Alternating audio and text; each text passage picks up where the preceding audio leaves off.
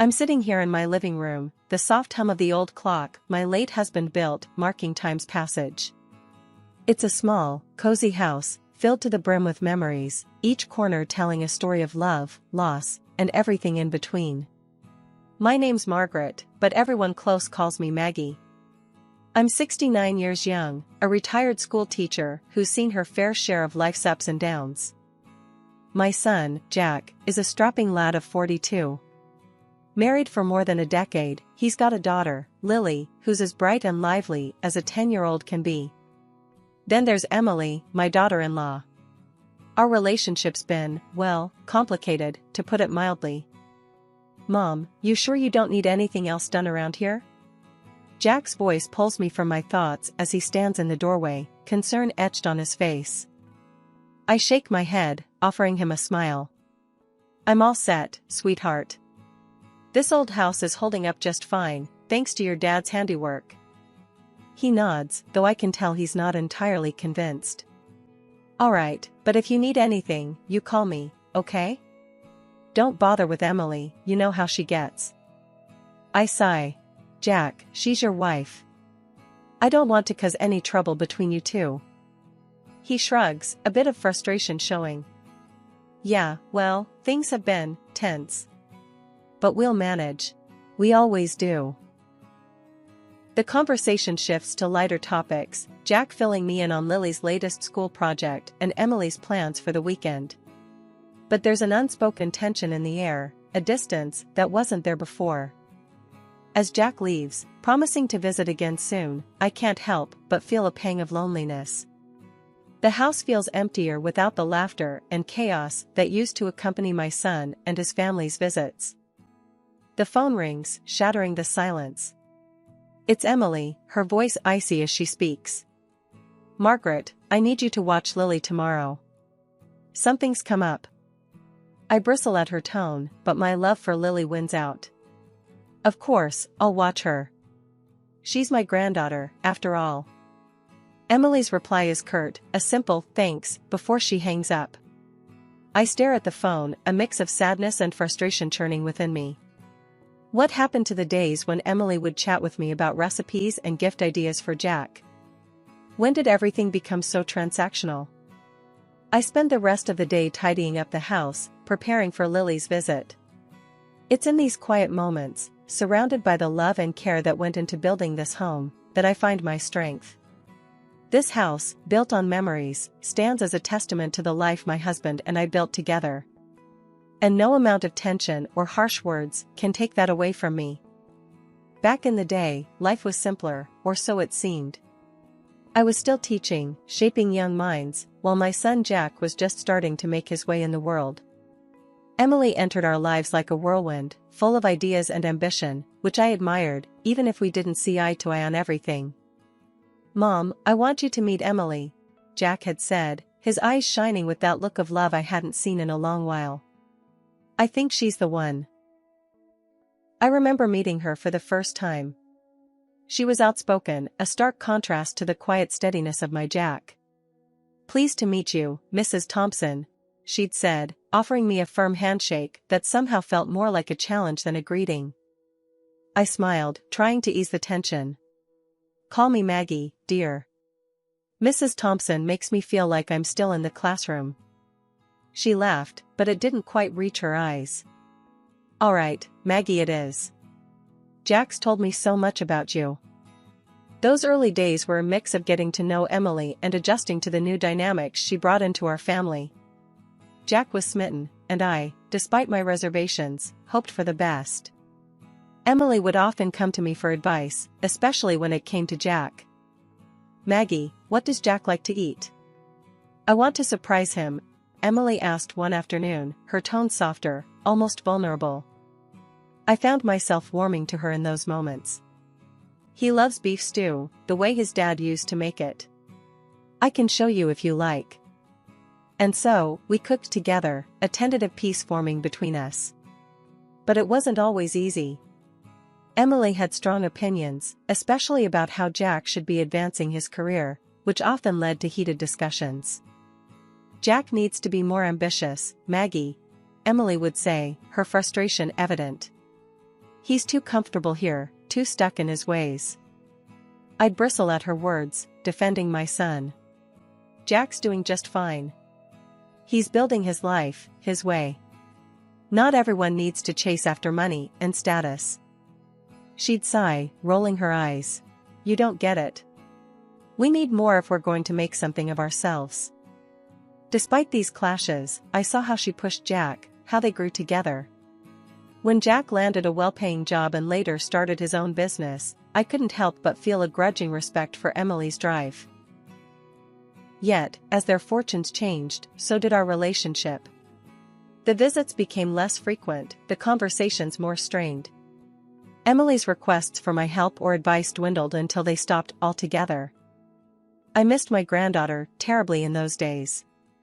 Lily was a bright spark, always eager to learn, to explore. I cherished the moments she'd spend with me, her laughter filling the house with joy. Why doesn't Grandma come over anymore? I overheard Lily ask her parents one day, her voice tinged with confusion and sadness. Jack was quick to reassure her. Grandma's always welcome, sweetheart. We've just been busy, that's all. But Emily's response was cooler, more distant. Your grandma has her own life, Lily. We can't expect her to be around all the time. I bit my tongue, refusing to let the hurt show. Instead, I focused on the love I had for my family, holding on to the hope that things would improve. It was Lily's 10th birthday, a milestone I'd been looking forward to for months. I had a special gift picked out, a book of fairy tales I knew she'd love, each story carefully chosen to spark that bright imagination of hers. But then, the unexpected happened. I didn't get an invite to the party. Not a call, not a message, nothing. It was as if I'd suddenly become invisible to them. Puzzled and hurt, I picked up the phone and dialed Jack's number. He answered on the second ring, his voice cheerful yet harried. Hey, Mom. What's up? Jack, I was just wondering about Lily's birthday. Is there a party planned? I tried to keep my voice light, but a note of disappointment must have crept in. There was a pause, then, what do you mean? Emily sent you an invite weeks ago. She said you told her you couldn't make it. Said you had other plans? My heart sank. No, Jack, that's not true. I didn't receive anything. I wouldn't miss Lily's birthday for the world. I could hear the confusion in his voice as he replied, That's weird. I'm sure there's been some misunderstanding.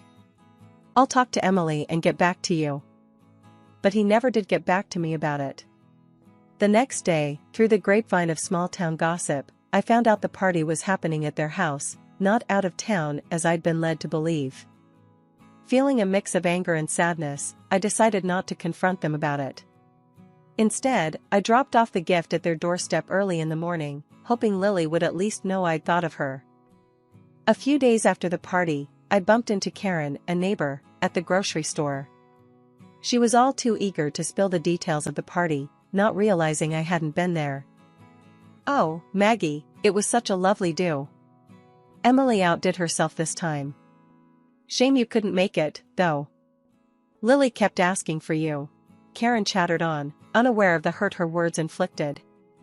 I forced a smile, thanking her for the update, and quickly made my excuses to leave. The walk home felt longer than usual, each step heavy with the weight of betrayal. The situation gnawed at me until I couldn't take it anymore. I needed answers. So, I called Jack again, this time more determined. Jack, we need to talk about Lily's birthday, I said, cutting straight to the chase. There was a heavy sigh on the other end. Mom, now's not a good time. We're swamped with orders at work, and Emily's not been feeling great. I persisted. I understand, but I need to know why I was told the party was somewhere else when it wasn't. Why was I lied to, Jack? There was a long pause, then Jack's voice, weary and a bit defensive. Mom, it's just. Emily thought it would be easier this way. She felt the dynamics have been a bit off lately and didn't want any awkwardness at the party. I felt a rush of anger and disbelief. So, you decided to exclude me? To lie to me? Is that how we're solving problems now? Mom, I'm sorry. I didn't know what else to do. Emily, she's got a way of seeing things, and sometimes it's just easier to go along with it. He tried to explain, sounding exhausted. I was too hurt to argue further. I see. Well, I hope it was worth it. I hope lying to your mother and excluding her from her granddaughter's birthday felt easier for you. Mom, please. Jack's voice cracked a little. It's not like that. But I didn't want to hear any more excuses. I have to go, Jack. We'll talk some other time. Hanging up, I felt a mixture of sadness, anger, and resignation.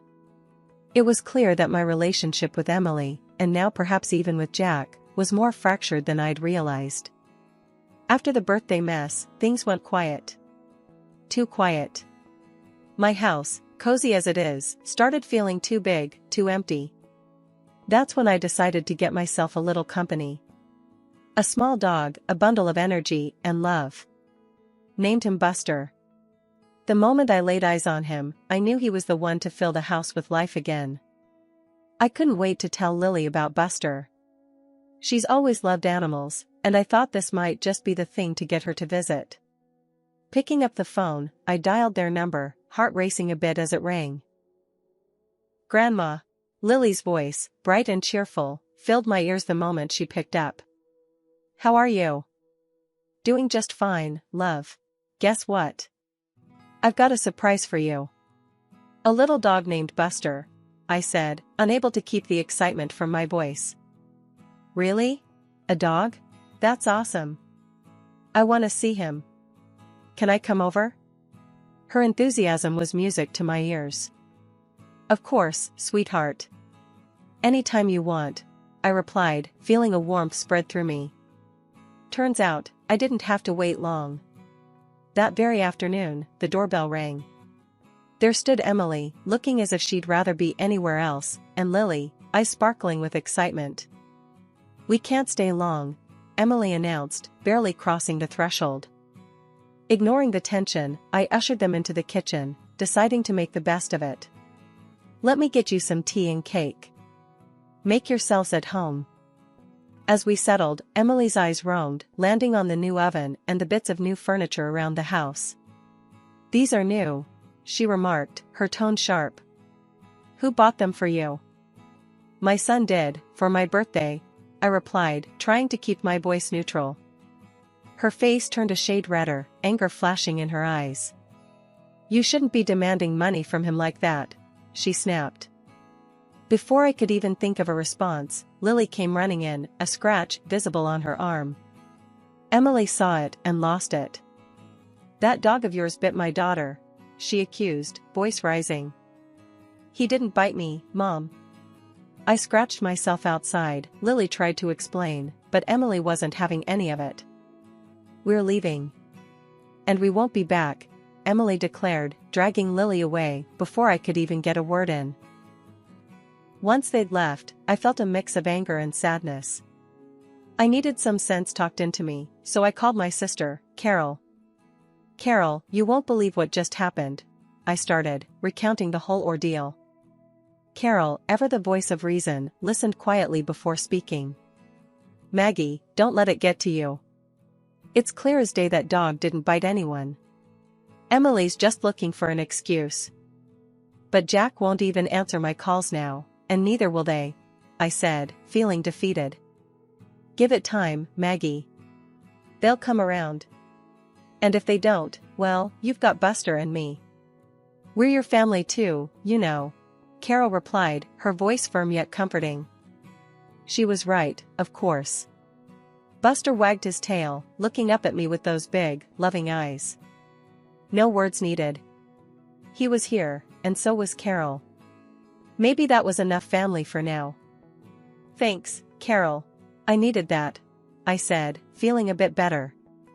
Want to come over and meet Buster? I thought you'd never ask. I'll be right over, she replied, and I could hear the smile in her voice. Hanging up, I looked down at Buster, who seemed to sense my mood had lifted. Looks like it's just you and me, kid. And Carol, when she gets here. We're gonna be just fine. A year. A whole year without a word, without seeing their faces. The silence was deafening, the loneliness, a constant companion alongside Buster. Then, life threw another curveball, pneumonia. It hit me like a freight train, landing me in the hospital, before I even knew what was happening. Carol, bless her, was by my side every day, worry etched deep in her brows.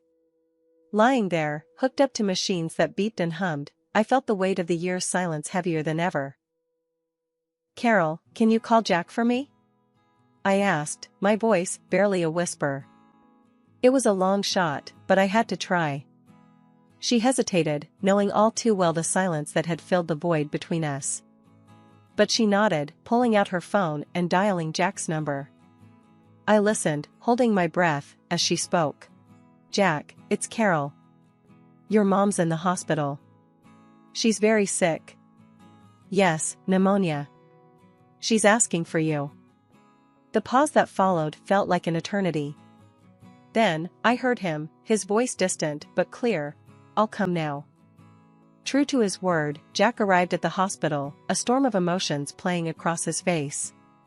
He approached my bed, taking my hand in his, eyes brimming with unshed tears. "Mom, I'm so sorry. I should have been here," he started, his voice breaking. "I've been such a fool." I could barely speak, my illness and the emotion of the moment rendering me weak. "Why, Jack?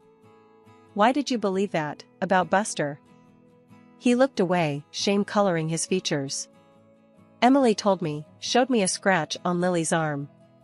Said Buster attacked her. I was angry, hurt. I thought I don't know. I just..." Listening to him, it was clear how deeply the lie had cut, driving a wedge between us. "Jack, you know Buster. He wouldn't hurt a fly." "I know now, Mom. I saw him, he's gentle." "Emily, she lied to me." "I'm so sorry. I should have known better," he admitted, his voice laced with regret. The admission, the apology, it was bittersweet. My heart ached for the lost time, for the pain we'd both endured because of a lie. "Jack, it's okay. We're here now. That's what matters," I said, squeezing his hand, offering forgiveness, because holding on to anger would only prolong the pain. He nodded, wiping away a tear. "I'm going to make this right, Mom. I promise." Hearing those words, feeling his hand in mine, I believed him. Maybe this was the start of mending what had been broken, of healing not just my body, but our family too. Things were just starting to look up when out of nowhere, trouble came knocking again. This time, it wore a suit and called itself a lawyer, claiming to represent Jack. The voice on the phone was all business, saying he needed me to sign some documents, because Jack was abroad and in a bind. Something about the whole thing smelled fishy to me. First thing I did was try calling Jack, but wouldn't you know it, his phone was as good as a brick. No answer. That's when I got that sinking feeling in my gut. I rang up Carol, told her to come over quick. "Something's not right," I told her, pacing the floor until she showed up. When the lawyer showed up, all smiles and handshakes, I knew I had to play it smart. He pushed a stack of papers towards me, saying it was all just formalities, that Jack needed this done pronto. "I'd like a minute to read these, if you don't mind," I said, trying to buy some time. "Oh, there's no need to worry. It's all straightforward," he assured me, but I wasn't buying what he was selling. I needed Carol to get a look at these documents without him hovering, so I suggested a little stroll in the garden. "Let's get some fresh air, then I'll sign," I proposed. To my surprise, he agreed. While we were outside, Carol was inside, snapping pictures of the documents with her phone. Turns out, those papers were nothing short of a nightmare. They were trying to get me to sell my house for peanuts and ship off to a nursing home, claiming I was too sick to take care of myself. Before I could process it all, Emily stormed in, red-faced and yelling like a banshee. "Just sign the damn papers, Margaret. Don't make this harder than it has to be." I stood my ground, refusing to be bullied. "I'm not signing anything until I talk to Jack," I said firmly. That's when I called the police. Emily was livid, spewing lies about me having dementia, trying to paint me as some doddering old fool. The police showed up, and Emily switched gears, playing the concerned family member. But we had proof. I showed them the audio recording of the lawyer's spiel, and Carol showed them the photos she'd taken of the documents. Emily's tune changed real quick, then. The police took her in for questioning, and the whole house of cards she'd been building came tumbling down. After the fiasco with the lawyer and Emily's plot being foiled, things started moving quickly. The police had enough evidence to start unraveling the tangled web of lies that had been spun around me. But the real turning point came when Jack finally got back from his trip abroad. He was shocked to learn about the chaos that had unfolded in his absence. Jack came straight to my house, a mix of worry and anger clouding his face. "Mom, I just landed and heard about what happened. Can you fill me in on everything?" I sighed, looking at my son, seeing the confusion and hurt in his eyes. "Jack, it's been a mess. That lawyer, the one Emily hired, tried to trick me into signing away the house.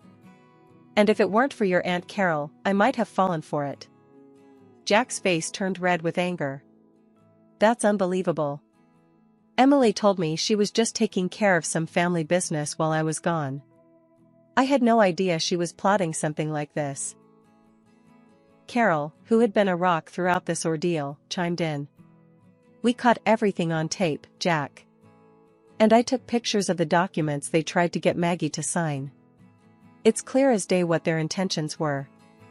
Jack shook his head in disbelief. "I can't believe she'd go this far. To think, she used our daughter to further her lie. I'm going to confront Emily about this. She needs to explain herself."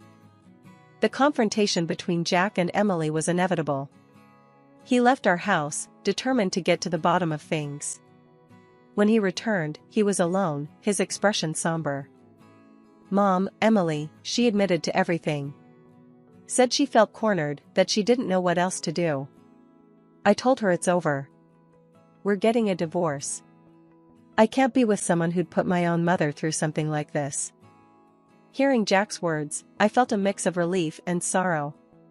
Relief that the truth was finally out, but sorrow for the pain my son was going through. "Jack, I'm so sorry it's come to this. But I'm proud of you for standing up for what's right." Jack nodded, pulling me into a hug. "I should have listened to you sooner, Mom. I'm just glad you're okay." In the days that followed, we worked on healing the rifts that had formed.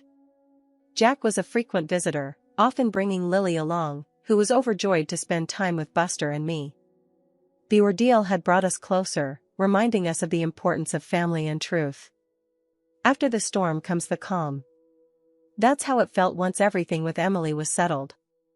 Jack got the divorce finalized, and though it was a tough period for him and Lily, they started to find their rhythm again. Life at the house felt fuller, happier with their frequent visits. It was like we were all breathing a bit easier, ready to welcome whatever came next with open arms. One sunny afternoon, as I watched Jack and Lily playing with Buster in the garden, I realized how much things had changed. Jack walked over, settling down beside me with a sigh. "Mom, I've been thinking," he started, watching Lily throw a ball for Buster. "I want to start fresh, maybe even move closer to you. What do you think?" I smiled, the idea warming my heart. "I think that's a wonderful idea. Having you and Lily nearby would be a dream come true." Lily ran over, breathless and laughing. "Grandma, did you see how fast Buster is?" Her eyes sparkled with joy, so much like her father's. "I sure did, sweetheart. He's got quite the sprint on him," I replied, hugging her close. As we sat there, chatting about school, friends, and all the little things in between, I couldn't help but feel a deep sense of gratitude. The ordeal we'd gone through had somehow brought us closer, strengthening the bond between us. Later that week, Carol dropped by for her usual visit. Over cups of tea, we reflected on the past few months. As the days turned into weeks, and the weeks into months, our lives found a new normal. Jack and Lily did move closer, just a few streets away, making spontaneous visits a regular occurrence. The laughter and love that filled my home were a balm to my soul, healing old wounds and bridging any gaps that had formed. One evening, as we all gathered for dinner, Jack raised his glass in a toast. To new beginnings, to family, and to a future filled with love and laughter. We've come through the storm, and now it's time to enjoy the sunshine. We all echoed his sentiment, clinking glasses and sharing smiles. It was a simple moment, but it held the weight of everything we'd endured and overcome together.